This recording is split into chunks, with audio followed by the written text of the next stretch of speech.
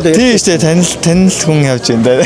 За та биднэрт өөрийгөө болон төсөө танилцуулаад өгөхгүй юу? За Ирмаксыг баяр хамаа шүү дээ ярьчих юм уу. За сайн байна уу. За Батцаа байна. За тэгээд 14 жил үдэлтийн салбарт ажиллаж байгаа үдэлтийн мэргэжилтэй. Тэгээд өнөөдөр барилгын экспортод нийтдээ бас 13 цэцлээс оролцож байна. Тийм. Ер нь бол яг хуу тогтмол байнг ихний байнгын мөр нь бол яг ингээд ийм төслүүд танилцуулах байдлаар ордог. Заримдаа бол өөрөө заавч хэр сонирхолтой мэдээлэл судалгаа маа цуглуулдаг. Ийм байдлаар 13 жил яг хамт явсан. Одоо яг бидний л одоо жинхэнэ нөгөө нэг одоо бар наадам байвны юм шиг л те нөгөө нэг үйлдвэрлэх салбарын те. Тийм яг наадам шиг болдог шүү дээ. Яг хавар болгоны яг үдээд бол. Гэтэ энэ жил бол маш гоё байна. Цагаагаар маш гоё байна. Миний мэдхийн сүүлийн 13 жил дандаа засан жуурхтай болдог гэсэн. Ер нь нэр нартай өдрөө ховор болж ирсэн. Энэ жил бол яг яа чин их гоё цагаар гэсэн. Сая багийн захирлаа таарсан чарна. Энэ жил хугацаанаас нэг жоох хойш хийсэн. Ер нь бол тэнгууд яриад цагаагаар. Тэгэхээр 5 сарын яг нэг сүүлээс яг застай үед. Ер нь тэгээд энэ сарч айгуу тийм хааш маш нэгтэй тэр гоё юм болоод байгаа юм шүү. Тэгээ энэ үйл хөдлөх салбар чинь бас айгуу ингээ хөгжиж бужигж эхэлж байна те. Сая бол 4 экспорт оролцлоо. Өмнөдөө нь болохоор нэг Build Mongolia гэдэг болсон шүү дээ. Тэгэхэд бол ингээд нэг жоохон цөөхөн хамт. Өнөөдөр бол ингээд зогсоол олдохгүй бас их хүн ирсэн байна. 450 гаруй аж ахуй нэгжүүд бас оролцож байгаа шүү дээ. За тэгээд хоёулаа шууд төсөл рүү одоо ороод явах уу. Тэгээд энд байршил анхудаага ер нь бас энэ яг барилга юмны оролцсон экспо яг дандаа бишэлдэр болдог гэсэн. Бишэлдэр бүр амар болдог. Энэ жил энэ харин хүн багтаа байна. Тийм байна те. За төслийн үед. За төсөл. Манай Богдхан гэдэг нөөж харагдаж байгаа те. Богдхан резиденс гэдэг төсөл шинээр одоо захиалга авч эхэлж байна. За эхний хоёр блок маань хэлэн болсон байна. Энэ хоёр маань ингээд барилгын гадна саад бүр хилцсэн. Дотор заслын ажил нэгдэж байгаа. Тэгээд энэ бол манай мэдээж нэг Royal House Construction буюу маш тустай компани болж байгаа. Богд Вэла, Богд Веста, Belmonte, Agartha гэдэг барилгын компани байхгүй. Тэгэхээр маш найдвартай цаг хугацаанд ордог. Энэ хүмүүс мэднэ те. Тэгэхээр 7 сард комисс өгөөд айлууд нь бол ер нь 8 сарын 17-аас 9 сарын 1-ний хооронд айлууд нь орно төлөвлөгөөтэй байна. Тэгэхээр энэ дээр яг захиалга ихлээд дөнгөж сар хүрээгүй хугацаа болчихно. Зөв үлдсэн 4 блокн дээр нь бол угсралтай ажиллаар эхлэх байх гэсэн үг. Тийм энэ нэг Кавказ явж байгаа. Тэгээд нөгөөдөө нь болохоор 27 оны 2 дугаар өдөр 4 дугаар өдөр тэгээд ашиглалт ороод 27 онд бүрэн тусна. Тэгэхээр яг надад нэг санаа бодогдоод байна л да. Одоо юу гэдэг найдвартай компани учраас яг нөгөө суурнаас нь хөтлөдөг хөрөнгө оруулалт хийх юм бол одоо илүү хямдхан байгаа л үүдээ те. Нэг тал нөгөө бас том девелопер компани нөгөө өрсөлдөн захиалга гэж юм баг авдаг. Яг бэлэн ийм болгоод аваа явдаг. Тэгэхээр яг юу гэсэн үг гэхээр нөгөө нэг бэлэн болгочоод бас үнэ зах үнэ барьж байгаа гэсэн. Яг бүр хямднаас бас ингэж хямднаар ч юм уу ингэж нийлүүлэхгүй гэсэн үг шүү дээ те. Авсан үнсийн үнцэнтэй байх. Би одоо ерөнхийдөө бол анх удаа л сонсож байна. Тийм ээ. Девелопер компаниудын хувьд тийм байдаг. Шууд одоо энийг шиг ингэж 80% олгочонгуудаа борлуулалт эхэлж байгаа байхгүй. Зөв. Тэгэхгүй энийг борлуулалт нь 30% ч 40% байж байгаад борлуулалтынхаа үнийг 20-30% өмсөх юм байна. Тийм. Тэгэхээр нөгөө авж байгаа хүмүүсийн хувьд нөгөө хямдхан аваад өсөж байгаа нэг харьцаагаар. Тийм. Тэгэхэргүй энэ том девелоперуудын хувьд бол яг зарах үнээрээ л хийх юмаа хийгээд энэ чинь эрсдэлгүй болж байгаа. Харин тийм нэгдүгээр бол эрсдэл байхгүй тийм. Байр авлаа 3 сарын дараа байранд орчих гэдэг чинь амар гоё ихгүй.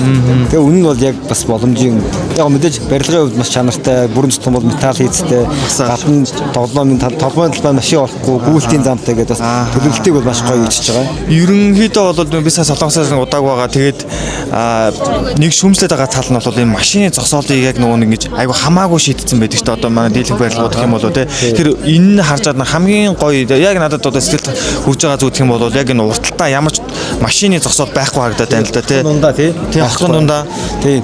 Тэр нь хамгийн гоё байхгүй. Тэгээ ялгаа энэ гүйлтийн зам надад 8 таалагдаж байгаа. Би бас өөр гүйлтэн шүү дээ. Тэгэхээр өглөө босоод шуунаа дээр гүйлтэн энэ гүөх чинь бас нөгөө зам маш чухал байхгүй юу? Гүйлтийн зам дээр гүөх, хар зам дээр гүөх, шорон дээр гүөх чинь өөрөөсөө гүйлтийн техник замаар өөрөвдөх.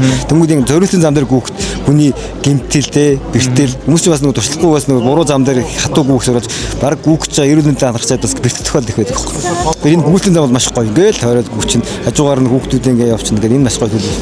Ерөн хотгоны суураараа дүүрэн суураараа доорт зэжиг зогсоод учраас хангалттай. Яг гоо манайхан бас нэг тал бүхэл зогсоолыг бүр 100% шийдэх гэдэг гэсэн. Одоо тийм боломжгүй шүү дээ. Гэтэ дулаан зогсоолоор шийдэж өгч байгаа. Харин тийм байна те. 880 хамгийн гол нь зогсоолоо шийдчихсэн. Зогсоолоо нэг гадаа нь ингээ шийдсэн тойруулаад дотроо биш те. Яг ингээ нэг энэ дотроо юм бол яг нэг одоо иргэдийн ингээ нэг амарс зугаалах хүүхдийн аюулгүй байдлыг хангацсан бүр маш их таалагдаад байна. Одоо иймэрхүү зохион байгуулалтаа ерөн хотгон ер нь одоо цөөхөн байгаад одооноос ихтэй хүмүүс ер нь девелоперууд энэ дээр ажиллаж байгаа гэсэн санагдаад байна л да. Одоо яг том девелопер компаниуд илүү төлөвлөлтөн дээр анхаарч хотхон төлөвлөлт хүмүүнд нэг ээлтэй орчин гэдэг рүү анхаарч байгаа байхгүй. Тийм. Тэгэхээр өмнө манайх ч бол барилгыг бол бас гоё барьдаг байлаа шүү. Зүгээр 1-2-оор бариад одоо тийм зогцоор нь алиулах ингэж багадаа нэг 8-аас 10 блокоор ч юм уу тэгээд нэг үйлчлэгээний төв бүх юм ингээд одоо чинь энэ амар гоё зав. Энэ ингээд хүүхд төгслийн төв гэж. зөв Зүг цэцэрлэг гэхээс илүү бүр цэцэрлэгээс гадна хүүхдийг хөгжүүлэх тийм ингээд сургалт хөгжүүл байдаг тийм бүр шийдвэргүй юм тэгээд энэ өөр үйлчлэг орохгүй. Энэ community гэж байгаа шүү дээ тий бас нэг яг үйлчлэгээний тав нь эндээ. Тэгээд эндээ үйлчлэгээ авч тэндээ хүүхдийн юм авчин ингээд тэгээд чинь яг байршлансан төв зам дагуу тэгээд хойдолтой United Mall гэх шинэ бас гоё боол. Яармгийн хамгийн гоё моол нэгдсэн шүү дээ. Тэр нь яг хойдолд нь байж байна тий. Тэгэхээр иймэрхүү бас агаар магаар ерөнхийдөө бол энэ шинэ одоо суурьшилтмийн бүс гэж одоо яармаг хэмээн хэлээд байна тий. Тэгэхээр ерөнхийдөө бол яармаг руу одоо залуучууд худалдан аваагч нар их анхаарал татаад байна л да. Анхаарал хандуулаад багш байна. Тэгэхээр юм миний хувьд солонгосоос ирээд бас ерөн яармаг нисгэд заавалжгүй нэг үйл хөдлөлтөй хөрөнгөтэй баг болох ёстой юм шиг болчиход байна л да хүмүүс ирэн тийм ээ. Яагаад тэгэхээр ирээдүйд үн цэнэ гэж алдахааргүй юм байршил. Дээрээс нь хотын төв болох тийшээ хандаад ийшээ ингээд бас хот сунаад байна. Тэгэхээр энэ бол миний харж байгаагаар бол нэлээд бас хүч төрж орж ирж байгаа тий. Бүр анхаарлыг татгал төсөл харагдаад байна.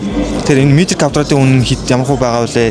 Одоо ямар хөө боломжоор авах боломж байна. Тэр ерөнхийдөө бол гадаадад одоо миний контентыг бол би болоод контентоо бас гадаадад байгаа одоо ялангуяа Солонгост байгаа залуучуудтай ерөнхийдөө бол одоо нөгөө Монголдо үйл хөдлөлтөй болгочихсан тий.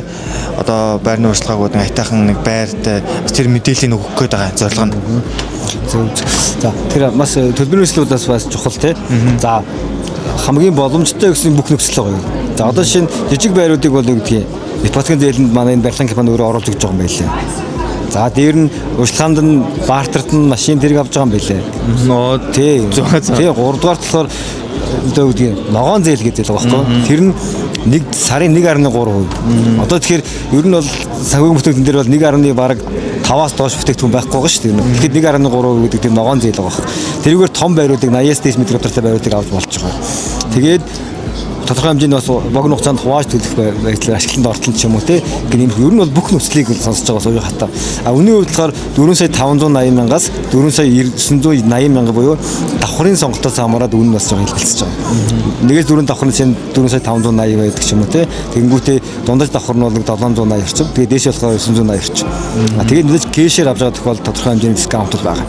Тэ тэр бол нэг зах зээл дээр байдаг жишг нэг дискаунтын дагуу бас ингэж үзүүлж байгаа гэсэн. Тэр нөгөө ногоон зээл гарч байгаа гэж энэ өөрөө дулаан алдагдaltaгүй байрлага гэлсэн үг шүү дээ. Тэгэхээр энэ дээр яг ямар материалууд дээр нь одоо дулаан алдагдaltaгүй болон ногоон зээл хамрагдах боломжтой болчихоо. Одоо зарим байрлалууд цонхоор аваад байна. За ер нь бол яг хөө тий ногоон зээлхээр тодорхой хэмжээний нэг шинэлэг технологиуд ашиглана гэдэг утгаар өгöd байгаа тий. За мэдээж энэ басаад өөрөө шатдаггүй тэгээд нөгөө дулаан алддаггүй. Одоо ч нөгөө шилдэг үе яваа тэгээд басаад явдаг. Энд чинь дулаалгатай хамт байдаг гэсэн бэл. За тийм технологи дээр шийдсэн байна. Дээр нь одоо үндсэнд хотхны төлөвлөлттэй шүү дээ. Төвийн шугамаас ус хэрэгтэй. Яаж байгаа. Хотхон руу орж ирэхээс өмнө өөр гэсэн фильтр тавина. Бөөрөө. Тэр фильтрээс хотхон руу орж байгаа ус нь өөрөө зэсэ хоолоогоор орж байгаа. За. Тэгээд яг цаашаа дахиад явж байгаа хоолой нь эдгээр дахиад төмөр хоолой ч гэсэн дотороо PVC хоолоогоор. Тэгэхээр яг төмөрөөр дамжихгүй айлуулах нэг одоо яармгийн ус хатууцалтай байдаг шүү дээ. Тэрийг айлуулах одоо яадгийн зөөдрүүлээ, шүүгээ, фильтрлээ, тэгээ айлуулах зэс хоолоогоор явуулаад энэ бол бас нэг хүний бодол шүү дээ. Бодол байгаа. Тэр нь бол бодож ийн гэсэн үг. Яармгийн ус угаасаа аюу хатуу байдаг учраас ер нь бол тийм технологи бол том хотгоноор тэгж хийчихгүй бол жижиг 1-2 байрууд 1-2-3 блоктой байрууд чинь тэр бас хэцүү те. Суу шар ус гаж дээ шүү дээ. Тэр хэцүү мөлий те. Тэг сөөхөнч бас нэг ажиллаа хийхгүй байгаа юм шиг те. Тийм байдаг тал байгаа. За ерөнхийдөө бол сайхан мэдээлэл авлаа гэж харж байна. Тэгэхээр ингээд дэлгэрэнгүй мэдээллийг авах хүсэх юм бол бас яармгийн хөгжлийн тухай ярьсан тий. Яарм бол угаасаа хот болно. Тий. Тэгэхээр хүн яарм хотод амьдрах юм уу? Хотын төвд Чингисийн талбай тугаа дөхөж амьдрах юм уу гэдэг хүний сонголт болохоос шүү дээ. Энэ хоёрын сайн муу гэж юм ярихгүй гэсэн. Тэгэхээр хот бол тэгжин хөргөж дэвжин тий. Улс хөгжиж яг тэрнийхээ дагуу юм явж байгаа тий. Тэгэхээр шинэ барилга өнөөдөр хаана байна? Яармтлаг байхгүй. Тийм учраас сонголт угаасаа яармт ирээд байгаа шүү. Тэгэхээр одоо юу гэдэг 200 саяар шинэ байр яармт авах уу? 200 саяар хуучин 80 оны байр хотын төв рүү 13 дугаар орол руу авах уу? баруун дөрөв зам руу авах гэдэг хүний сонголт болж байгаа гэсэн. Тэгэхээр мэдээж шинэ байр гэдэг бол гоё мэдрэмж. Харин гоё мэдрэмж те. Тэгээд нэг залуу хүмүүс өдөрсөн шинээр ингээ амьдралаа эхэлж байгаа юм те. Тэгэхээр энэ бол маш гоё хөрөнгө оруулалт болох уу гэж бодоод байна л да. Төвжирд мөгжрлийг бол яаран амьдрэх хүн хэзээ төвжирдэггүй шүү дээ. Харин тэ дотроо те. Яармынхаа чи өөрөө нэг зөв зохион байгуулалт шүү дээ. Хэдэн цагт ажиллагаа хэдэн цагт эрхийгээ өөрөө төлөвлөждөг. Тэгээд төлөвлөчих юм бол бид нар төвжирд ерөөсөө амьдрал. Би өөрөө яарамд амьдрдаг.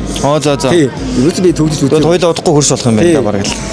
Тэгээд за баярлалаа. За тэгээд дэлгэрэнгүй мэдээлэл авах хүсэх юм бол бас пэйж хуудасууд байгаа болоо тэгээд таны дугаар бас байгаа. Bogtan Resistance 101 102 гэсэн блог гэсэн пэйж рүү холбогдоод тий. Тэгээд жижиг сайн амжилтсан. Өөрөө ч амьдраад өөрөө ч гэсэн бас борлуулалт хийгээрэй. За амжилт байна баярлалаа.